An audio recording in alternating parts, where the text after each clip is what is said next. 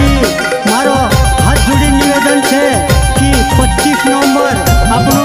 पाड़ी सेवाला અને આજુબાજુ ગામવાળા આખા મેળીન આપણું પાસે ચાંદિયા તળાવ ગામ જાણો છે સાસારથી કાલુસિંહ બાબાન અને સુમની માતાન પીન છે કે જાગતી સરસ્વતી પીન પારીક્ષામાં લાવણ કરતા આપણું આખા કાજે જાણો છે સબ ભાઈ શ્રી જય સ્વાઈનામ સિંગલ बद्री महाराज पारछा वाले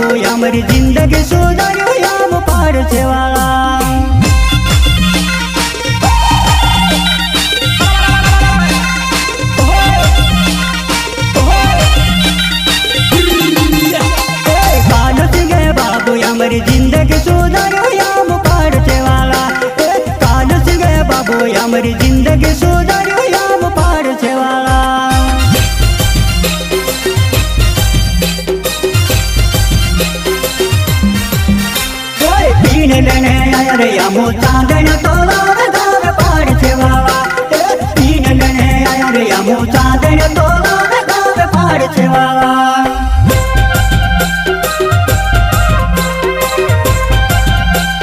सब भाष्यसी मारो हाथ जोड़ी निवेदन छे कि 25 नवंबर आपनो पाड़ी छे वावा ने आजूबाजू गाँव वावा आखा मेवड़ी आपनो पासे चांदनिया तोलाव गाँव जानो छे सासारती कालू सिंह बाबान ने सुमली मातान तीन छे चावती सरस्वती तीन पाड़ी छमा नाम करता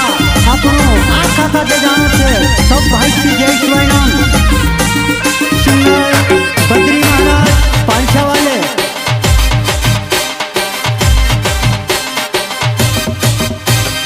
नौशा झूनी करता अपनी जिंदगी बिगड़ से रे नौशा झूनी करता अपनी जिंदगी बिगड़ से रे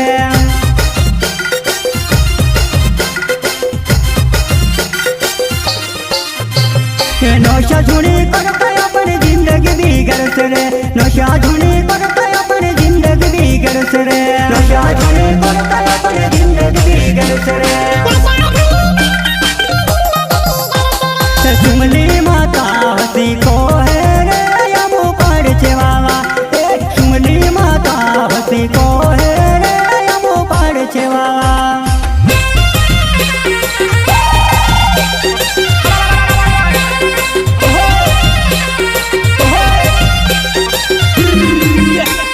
सुमली माता हसी को है रे हमू पाड़ छे वावा सुमली माता हसी को है रे हमू पाड़ छे वावा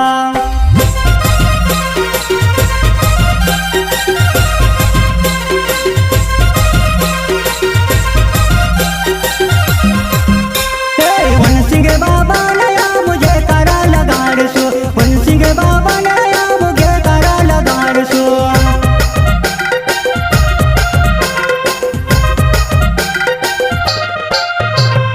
वन सिंह बाबा नया मुझे करा लगाड़ सो वन सिंह बाबा नया मुझे करा लगाड़ सो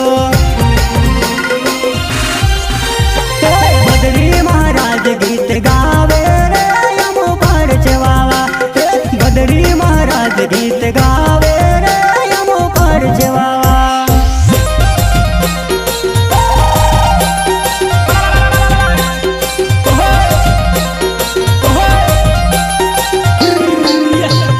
बद्री महाराज गीत गावे रे हमू पाड़ छे वावा बद्री महाराज गीत गावे रे हमू पाड़ छे वावा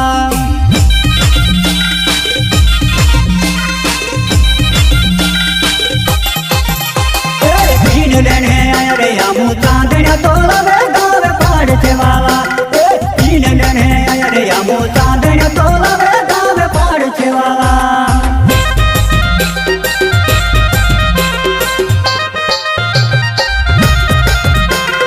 तीन लेने आया रे हमू चांदनिया तोला गावे पाड़ छे वावा तीन लेने आया रे हमू चांदनिया तोला